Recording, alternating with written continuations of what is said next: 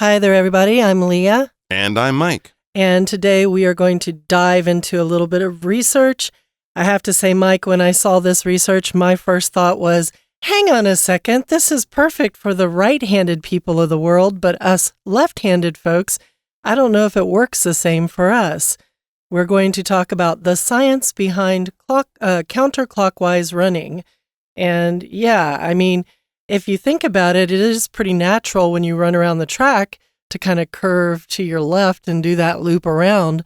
But yeah, for me, I wonder if going to the right as a left-handed person, if I should go clockwise instead of counterclockwise. Have you ever thought about this one, Mike? Not really, I have to say. It's not something I've given a lot of thought to, but I do know that people do backwards running, so, maybe there's something to that. And you do notice that in most track and field sports, when we grow up, doing the 200 meters or 400 meter run in gym class, you always go in the same direction. So maybe counterclockwise running is a great idea? I'm not quite sure. This is something kind of new to me, I have to admit. It's something kind of new to me too, so why don't we dive into it? Let's listen to the article one time. Have you ever noticed that when running on a track, whether it's for a sprint or a long-distance race, athletes almost always run in a counterclockwise direction? This seemingly ordinary phenomenon actually has interesting scientific explanations behind it. From the perspective of physiology, our hearts are positioned on the left side of the body. Thus, our center of gravity is also slightly to the left. This means that the left foot plays a more crucial role in supporting the body during running. Consequently, turning left feels more natural and helps maintain balance. Next, let's consider Coriolis force. It is a change of direction experienced by moving objects due to Earth's rotation. In the northern hemisphere, Coriolis force tends to curve to the right. Running counterclockwise therefore corresponds with this force, minimizing uneven pressure on the body and reducing the risk of injury. Furthermore, there is another angle to consider. The majority of individuals have a dominant right hand and leg, which means they naturally tend to step forward with their right foot, using the left for support. Therefore, when running counterclockwise, people experience more comfort and power with their right foot leading. Counterclockwise running has even been established in athletic regulations. In 1912, World Athletics announced that the direction of running would be set as left-hand inside, meaning running counterclockwise. This rule has been in effect ever since. Whether due to physical structure or natural forces, the next time you run on a track, you might appreciate these underlying reasons for running counterclockwise. Okay, so we're going to go back into that title, The Science Behind Counterclockwise Running. I always like this expression, the science behind something. It's a great way to introduce a topic when you're going to go in depth into it and look into, the science behind it, the logic behind it, the history behind it, the science behind something, the science behind the Renaissance man or something like that. Here it's the science behind counterclockwise running. Counterclockwise, if you think a clock turns to the right, if you watch the way the clock moves, so that is clockwise. And then counterclockwise would be going to the left. And if you think about running around a track, all the times you ran around the track in school or every day that you're going out and exercising, you're going counterclockwise without even thinking about it. And that's what we say here in the first sentence. Have you ever noticed that when running on a track, whether it's for a sprint or a long-distance race, athletes almost always run in a counterclockwise direction? Have you noticed this? Have you pointed this out to yourself to say, hey, I'm doing this? I never have. A sprint is just talking about a fast run, normally a short distance, like the 100 or 200 meters that Mike was just talking about a second ago. Absolutely right. Yeah, that's something that you might notice if you watch sports on TV. And I guess I would bet you if you went to your local park after watching the athletes in, like, say, the Olympics, which of course just passed, I bet you if you went to your local park, most of the people there, not professional athletes, not training or going to the Olympics, they would probably be running in the same direction. It's a very interesting thing. So for this seemingly or ordinary phenomenon, it says there actually has interesting scientific explanations behind it. So something that is seemingly ordinary, it seems ordinary. That's how it appears, right? If you think about it, it might be more interesting than that, not so ordinary. But when you first look at it, it doesn't seem that surprising. I often think of vanilla ice cream. We say vanilla ice cream is sort of plain and boring and, the safe, easy choice. But vanilla actually is an amazing spice, I suppose, that we put in things. It's really hard to grow. It's actually quite expensive. It only grows in a few places. So seemingly, vanilla ice cream is very plain and boring. But if you actually look beyond it, you'll discover actually it's probably a lot more complicated than making strawberry ice cream. But seemingly, it's very boring. That's how it appears, how it seems. And when we talk about a phenomenon, this is something that kind of just happens. It's something that might be natural. We can talk about natural phenomena. But something about a phenomenon is natural. It happens. We witness it. It's not a mystery, but it's also quite strange. So when we talk about natural phenomena, we could talk about typhoons and earthquakes and hurricanes as being natural phenomena. But generally, we would have something a little more exotic or strange in mind. The Northern Lights is an amazing natural phenomenon, okay? So we can kind of talk about it that way. Or lightning in the shape of a ball. You guys might have heard of ball lightning. What an interesting natural phenomenon. Okay, so we can talk about phenomenon as plural and phenomena as singular. So it's a phenomena or many phenomenon. You would never say phenomenons. Don't put an S on it. A at the end for singular, N-O-N at the end for plural. So it's an ordinary phenomenon. Actually, it has interesting scientific explanations behind it. So let's get into that science and find out how it's much more interesting than ordinary. Well, from the perspective of physiology, our hearts are positioned on the left side of the body, okay? Physiology is the way living matter works, or it's the science behind the way living matter works. It's the way our body and our organs work. So in terms of physiology, the heart is over there on the left side of the body. That's cool. That's interesting. Why does that matter? Well, therefore, our center of gravity is also slightly to the left. So since we have our heart over on the left, it says our center of gravity, that means where in our body we kind of balance ourselves, is slightly over to the left, which is kind of interesting. Gravity, normally when we talk about that, is the pull that the earth or a body of matter has on the things on its surface. So like the moon also has gravity. Its gravity is less than the earth. I think it's like 1/6 of the earth's gravity. So you're lighter on the earth, you feel less, you're lighter on the moon, you feel less pull on the moon. That's why when you see astronauts on the moon, then you see them bouncing because they're quite light as compared to the weight they would have on the earth, because the gravity on the earth is 6 times heavier. So the gravity here, we're talking about our center of gravity. A lot of times we talk about our center of gravity when we are doing yoga positions. First, you have to find your center of gravity. You have to go to your core of your body. You have to center yourself, and you have to go om and get yourself in this perfect position so you don't fall over. And that's when you're talking about your center of gravity, the thing that keeps you kind of stable in your body. However, with our heart over on the left-hand side of our body, it says we also have our center of gravity slightly to the left. Slightly here means just a little bit, not very much.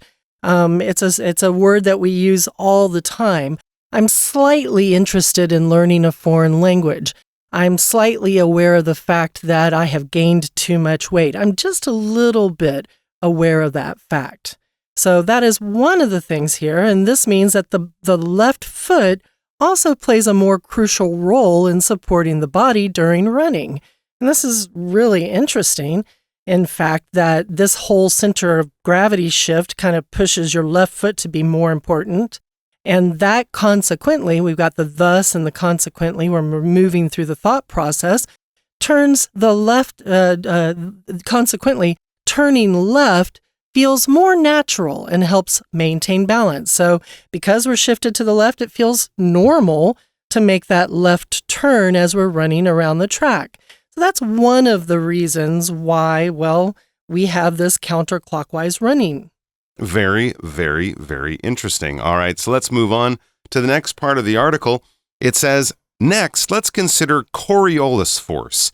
It is a change of direction experienced by moving objects due to Earth's rotation. Very, very interesting. So the Coriolis force, this is something that you might know if you've ever studied geography or weather as well. The Coriolis force is basically, as it says there, a change of direction experienced by moving objects due to Earth's rotation. It's kind of the reason why hurricanes spin in a certain direction in the northern hemisphere and in the opposite direction in the southern hemisphere. That is one of the ways that we see the Coriolis force, it's hard even to say, the Coriolis force in action at work. Because, of course, the Earth rotates, it spins, it's really big. We can't really see or feel the Earth spinning under our feet. I guess you can if you look up in the sky and see, the sun moving across the sky through the day. But because the Earth is so massive, when it starts spinning, well, things that are really big and massive like wind or water, they can definitely feel the effect of this. So it's something that we as tiny little people on this massive globe, on this massive planet, can't feel. But when we're talking about air in the atmosphere, water in the oceans, things like that, the Earth's rotation, that movement, can definitely have an effect. It says in the northern hemisphere, Coriolis force tends to curve to the right. So it kind of curves to the right. It curves clockwise, in other words, right? When we think of the hands of a clock turning around, they're turning right, they're curving, they're going to the right. And this is in the northern hemisphere. I mentioned that word earlier. If you cut the Earth in half through the middle, you're kind of cutting it through the equator. Think of the equator as the belt around the middle of the Earth. And we are in the northern hemisphere, Asia, most of Asia, Europe, of course, North America. This is the northern hemisphere. The southern hemisphere, we would think of the southern part of Africa, South America, Australia, that type of thing. So it's just an idea of cutting the Earth in half and having the north and the south be different hemispheres or half of a sphere, a ball cut in half. And the Coriolis force in the north tends to curve or bend to the right. And I think it's safe to assume in the southern hemisphere, it would curve to the left. And I have to say, this is where I start to feel like it's unfair for folks who have grown up and lived in the southern hemisphere to be doing this counterclockwise running, because maybe for them in the southern hemisphere, they might feel that running clockwise would be much more natural based on the Coriolis effect there, or the Coriolis force there. Running counterclockwise, therefore, corresponds with this force, minimizing uneven pressure on the body and reducing the risk of injury. So, yeah, if you are in the northern hemisphere, it makes sense then to, follow that force, to correspond with the force, to match or connect with the force. It corresponds, it connects, it's correlated to the force. And if we follow that force, it can help us to minimize, to make less likely that there's a problem, uneven pressure on the body, and reduce the risk of injury. So those are the things that we're considering when, you're thinking about doing this counterclockwise run. I don't think everybody thinks about it. I don't think it's even been considered to be the reason why people do it, but it's just been a natural habit to do this counterclockwise run, and we know a little bit now about the science behind it. So let's take a break and listen to our Chinese teacher right now. Hello everyone, 我是 Patrick 老师，今天讲解的是10月2号 Unit 2，The Science Behind Counterclockwise Running。多数的听众从小到大求学过程当中，或许都或多或少有过大队接力的经验。不知道有没有人注意过，我们是环绕着操场中心顺时钟跑，还是逆时钟跑？根据这篇文章，多数的跑步竞赛或自行车比赛都是逆时钟的行进。为什么呢？单纯是沿用的规定，还是规定背后有什么根据？好，我们一起来看学习重点吧。请同学看到第一段的第一个句子，在逗点之后。好，前面呢说到 Have you ever noticed that when running on the track 这里的 track 指的就是操场跑道 Whether it's for a sprint or a long distance race 这里的 whether 请同学画起来就是不论的意思。好，那再来呢请同学看到第二个句子。第二个句子呢就开宗明义，在第一段就告诉我们说整篇文章大致上是要解释什么，其实就是要告诉我们为什么我们会逆时钟的跑，它其实背后呢是有一些科学的原因可以来当做解释的。所以请同学看到第二段的第一个句子，这里就是第一个理由了，从生理学的角度 from the perspective of physiology。 好，第一个理由是说 Our hearts are positioned on the left side of the body， 因为心脏呢在身体的左边，那又怎么样呢？后面讲到 Thus， 因此 Our center of gravity is also slightly to the left，请同学把 center of gravity 画起来，就是重心。好，这是第一个理由。那第三段则提到了第二个理由，它用 next 来做标示。你要进入第二个论点。第二个论点是什么呢？ Let's consider Coriolis force， 也就是我们讲的科氏力。好，那接下来还会有第三个论点。All right, we're going to take a quick break, and then we'll be right back.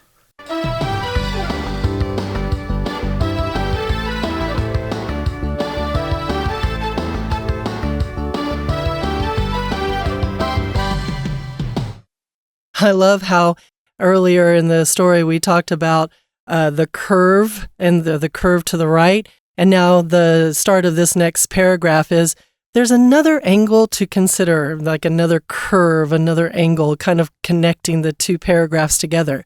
So furthermore, there is another angle to consider. Here, angle actually means aspect or viewpoint to consider or way of looking at things to consider. The majority of individuals have a dominant right hand and leg.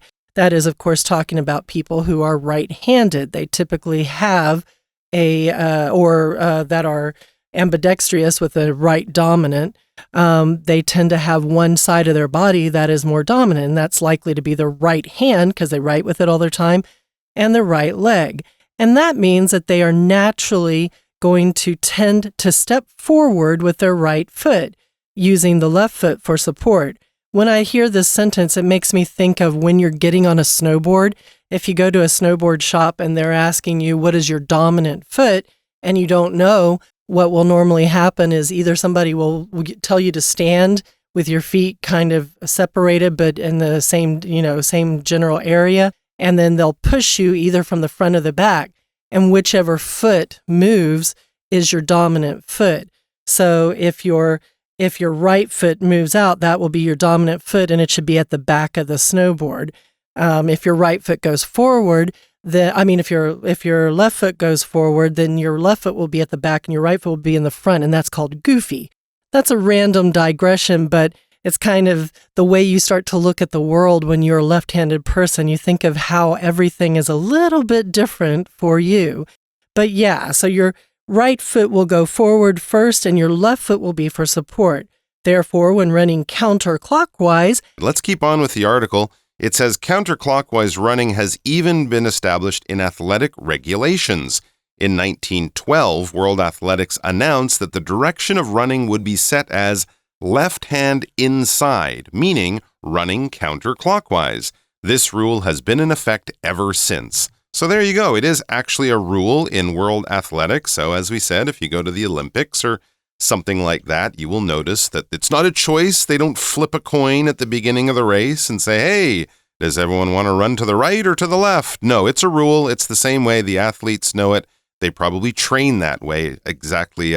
So they have the exact conditions that they will have in the races. So that's something that they definitely can rely on when they show up at the next races. So they've established this in athletic regulations. When something is established, it's basically set up. It's kind of made permanent in some kind of way. We could think of it as beginning a business. This business or this school or foundation or whatever was established in a certain year. Or you might also use it in a bit more of a permanent sense after some time. It took about a year for my new business to really be established, to really kind of be secure and safe and put in place and something that everyone knows about. So it's not a passing thing, a temporary thing. It's not just starting off. No, it's kind of set up. It's permanent.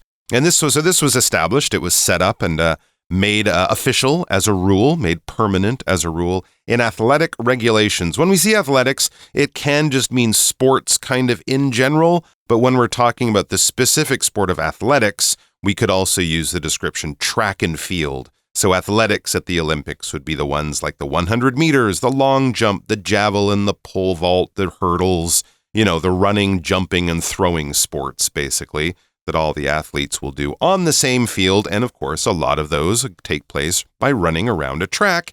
And when they're running counterclockwise. As it says, in 1912, they announced that the direction of running would be set as left hand inside. So that means if you're standing there on the track, the left hand, those on the left side of the track, will be running on the inside of the corner. In other words, they're turning to the left. They're running counterclockwise, opposite the ways the hands of a clock will move around through the hour.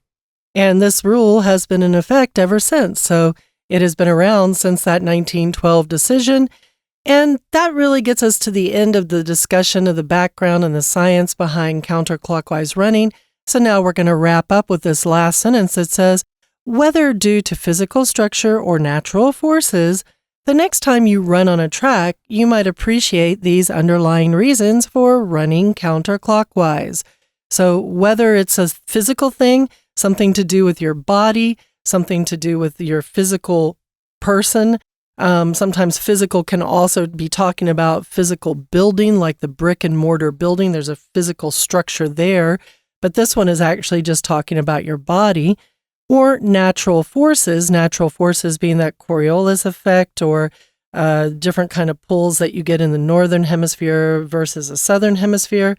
So yeah, the next time you run around that track, you might think about this a little bit more. I've never thought about it before, but I guarantee the next time I go running around the track, I'm going to be like, so this is why we run counterclockwise. This makes some sense now. All right, everybody, let's take a moment and listen to our Chinese teacher again. 那我们就接着看到第三个论点，在第四段。第一个句子 furthermore 也请同学画起来，所以在不同段落、不同论点之间的衔接，同学可以注意到第三段所用的是 next， 第四段所用的是 furthermore。